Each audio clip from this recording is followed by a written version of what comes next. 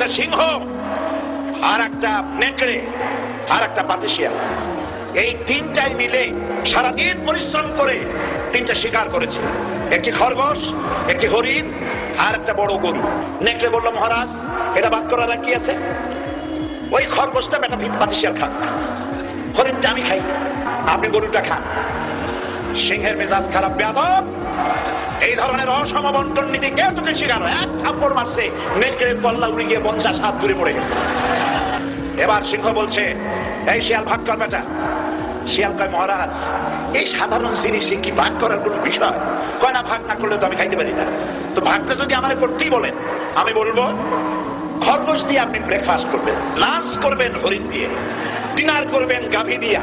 মহারাজ খুব খুশি, হ্যাঁ রে শিয়াল রে, এত সুন্দর ইনসাফ ভিত্তিক বন্টন নীতি কে তোরে শিখালো রে? কয়েছে একটু আগে যে কল্লা দিয়া গেল ওই আবার শিখাই গেছে।